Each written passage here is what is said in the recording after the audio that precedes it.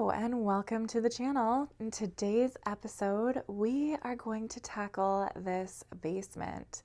And this whole video, just so you know, is in real time. I didn't speed anything up. I didn't gloss over anything. This is exactly how long it took me, minus a few cuts of some like boring transitions. This is exactly how long it took me to tidy up this mess. So you can see this video is a little bit less than 20 minutes, and look at all of this disaster. Look at everything that's going on.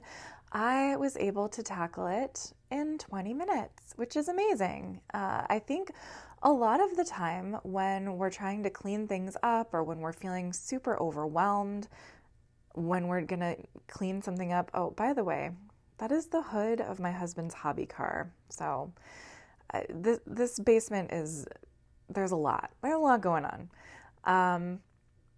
But I think sometimes when we are looking at this overwhelming mess, this overwhelming just pile of clutter and dirt and grossness, as you're going to see as we go into the bathroom down here, it's really easy to get discouraged, and it's really easy to decide that, it's too much. And I think that's what happened here. I would come down here every single day. My husband would come down here every day. Our teenage son would come down here every day, and we would just sort of look at it all and get discouraged and get overwhelmed because it seemed like way too much to deal with in a short amount of time. And so then what would happen is that more and more would pile up. Because as we know, I don't know if you watch the Minimal Mom, I think she talks about this, but even if you don't, it's a very simple concept that clutter attracts clutter, mess attracts mess. So if you're looking at something like this, then it really doesn't seem like it's that big of a deal to just add another thing to the pile, because clearly this space is screaming that it is a space that doesn't matter that much, and that clutter is okay here. Like, we are accepting whatever disaster exists in this space. And so what's one more thing? What's one more coat? What's one more pair of shoes on the ground? What's one more piece of garbage? What's one more empty box of baby wipes? So I think that's what happened here, and why the basement becomes this dumping ground is like you get lazy one day, or you let something go once, and then all of a sudden, that clutter attracts more clutter and more clutter until you just give up. Your will to live has diminished.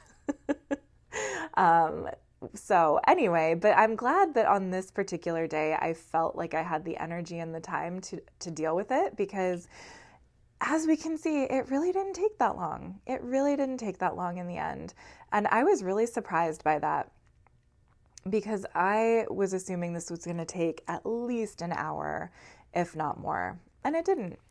And I think that happens to me a lot. There's a lot of times where I look at a task and I just don't even want to start because it seems like it's going to be too much.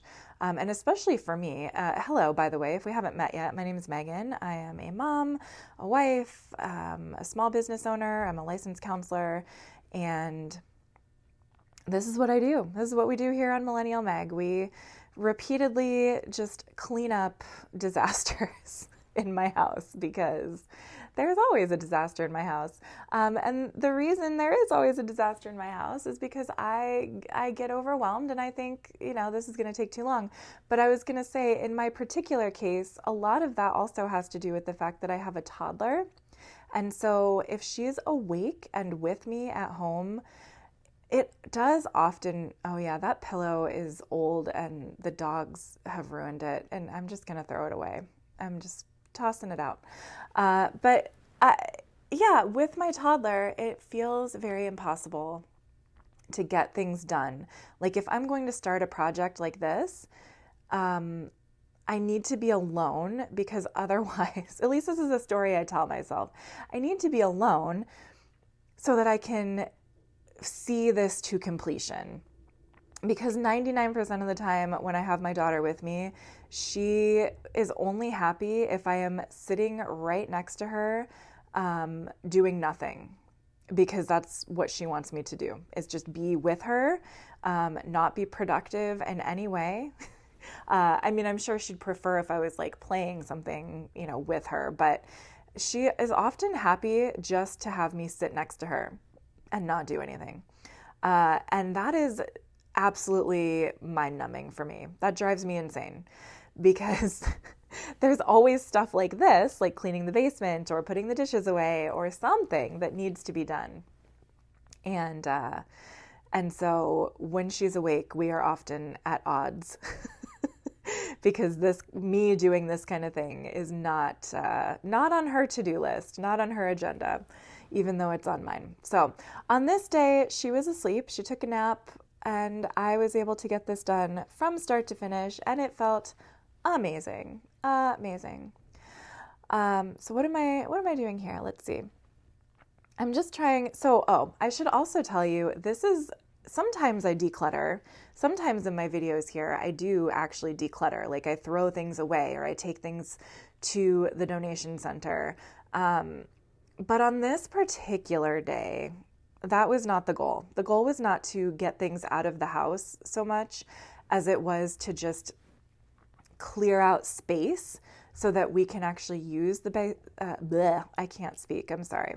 But so we can actually use the basement for working out, or just walking, being able to get to the laundry room without tripping, or to be able, if there was an emergency, to get out of that back door that you can see.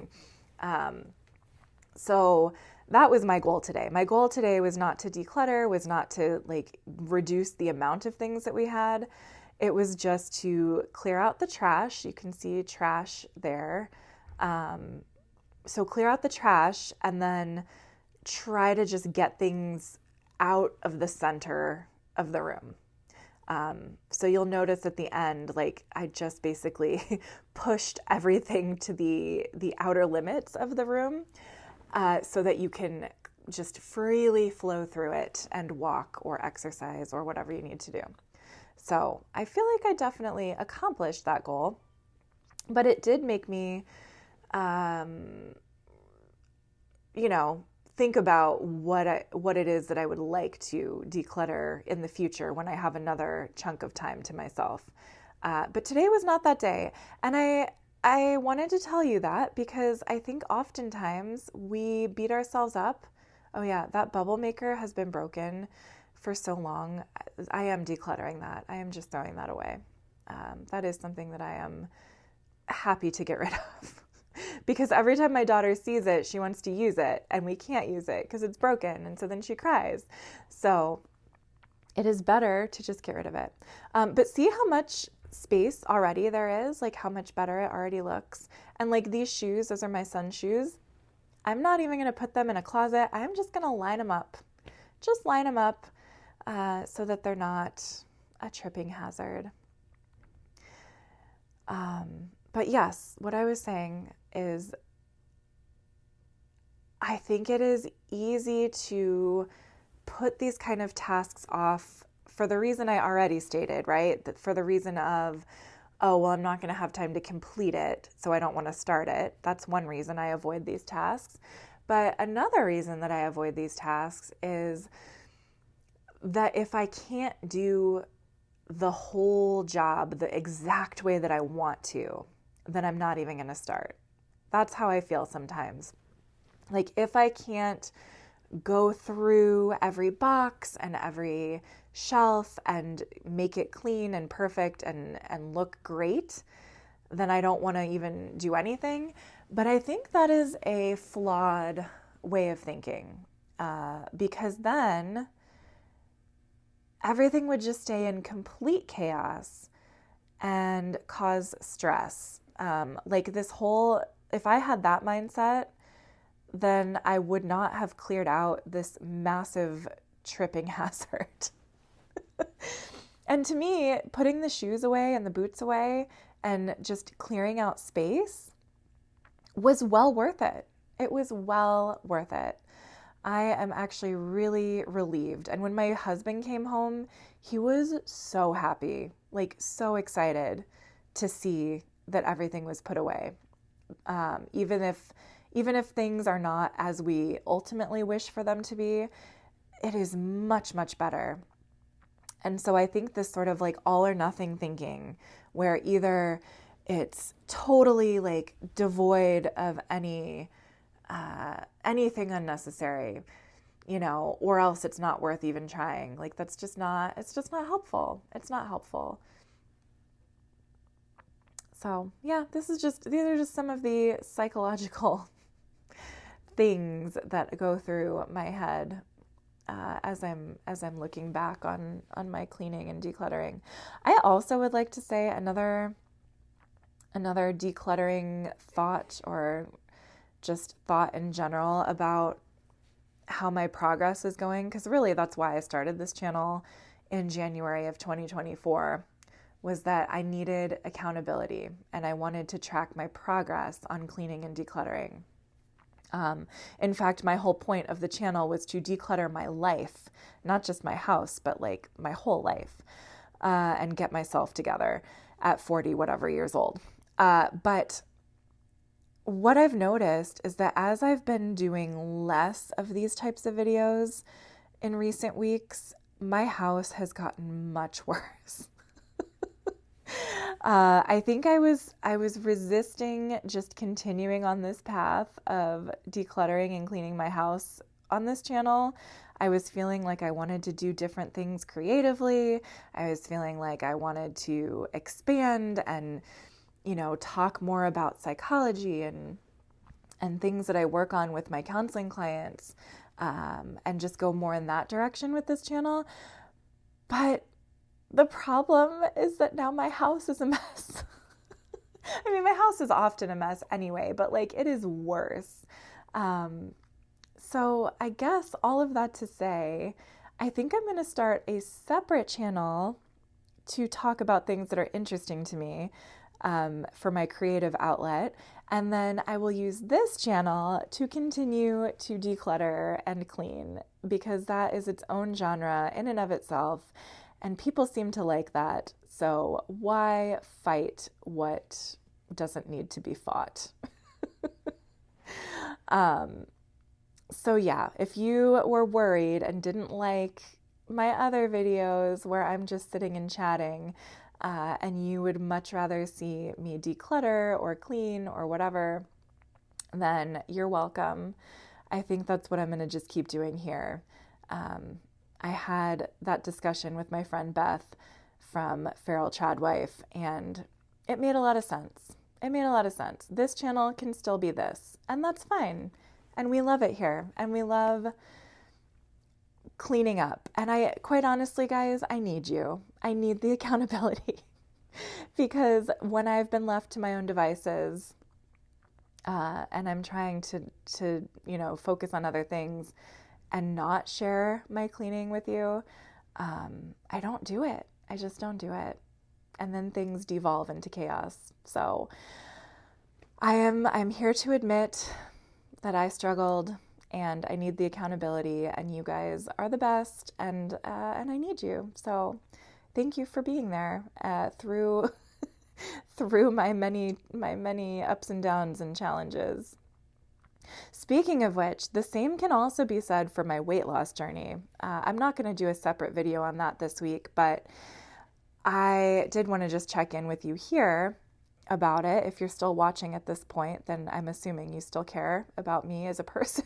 So, because this is not like, earth-shattering content for the general viewer. So anyway, for my weight loss journey, I am doing body slims again, but I'm not paying for it. I am just on the journey again, because it started on Wednesday, January 22nd, for the January round. And so I'm not paying for it. I'm not doing it officially, but I am going to try and do my 10-week weight loss journey again, like I did in September.